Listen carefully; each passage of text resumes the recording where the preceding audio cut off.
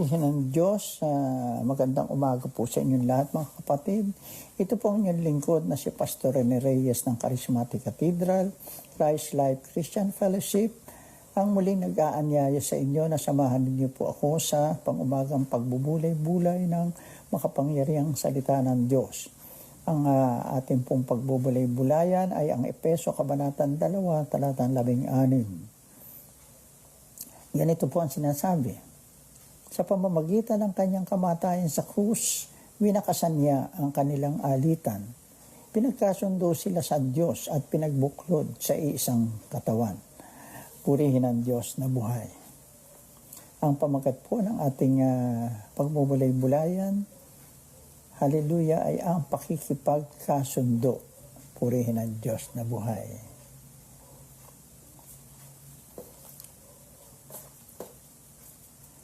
Napakasaya pong tignan at napaka-inam sa pakiramdam na makita mo. Halimbawa, ang isang pamilya na nakakasundo. Haleluya, nakakasayahan. Haleluya, nag-uhuntahan. Kumisa nagkakantahan. Haleluya, at sabay-sabay na kumakain. Haleluya. Subalit di natin maiaalis na kung minsan, haleluya, sa di maiiwasang pagkakataon, nagkakaroon po ng di pagkakaunawaan. Dahil kung minsan, isa sa miyembro ng pamilya o grupo din sa kanila, haleluya, ay nagkakamali at nagkakasala sa isa't isa. Haleluya. Ano po ang dapat mangyari? Dapat po ang pakikipagkasundo nila sa isa't isa. Sapagkat ang hidwaan, pag-aawayan, di pagkakasundo, ay di masarap sa pakiramdam, hindi magandang tingnan at higit sa lahat, hindi kalugod sa Diyos na buhay. Praise God.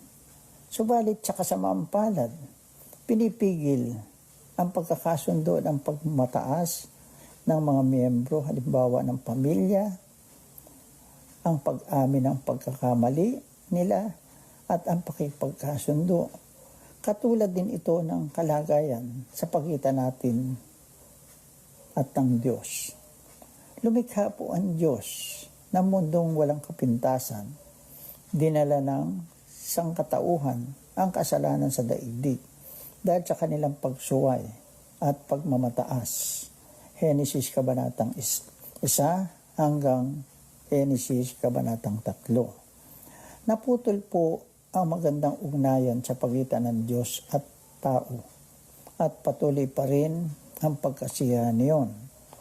Kailangan pong maayos ito sapagkat ang pinakamahalaga at pinakamalalim na pangangailangan ng lahat ng tao ay ang pakikipagkasundo sa Diyos.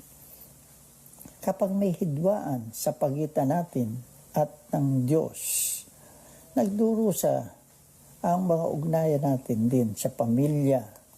Haleluya.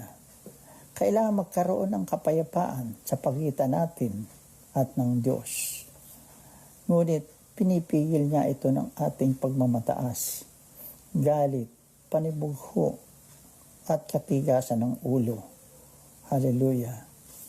Subalit ang mabuting balita ay ang Diyos, haleluya, na napakabuti, maawain, mapagmahal, mapagkalinga, ay kumilos para sa atin.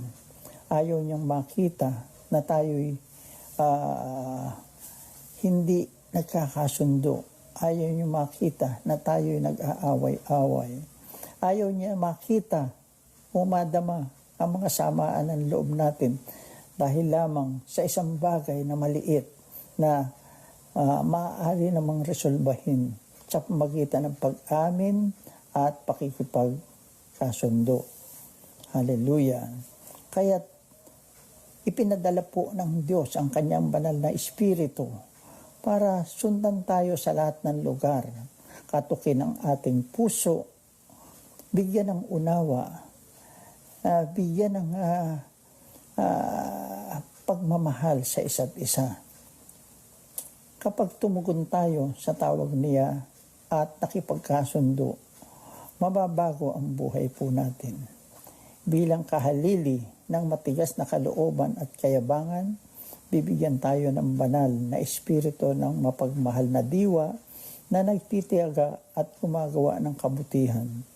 Sa halip na maging malupit at walang puso, walang pangunawa, walang pagpapatawad sa ating kapwa, iaabot niya sa kanila ang ating pagkaawa, pakikidalamhati, pagpapatawad, kahandaan, hallelujah, na makinig sa kanila. Kasama ng pakipagkasundo sa Diyos, dumarating ang kapayapaan. Marahil, hallelujah, sa unang pagkakataon sa ating buhay, madarama natin ang tunay na kapayapaan. Ito ang pangunahing hakbang sa daan ng pagbabagong buhay tungo sa pagiging tunay na mga anak ng Diyos. Purihin ang Diyos na buhay. Patuloy po kayong pagpalain ng Panginoong Diyos. Maraming salamat po sa pakikiisa ninyo sa pang-umagang pagbubulay-bulay ng makapangyarihang salita ng Diyos. Have a pleasant day.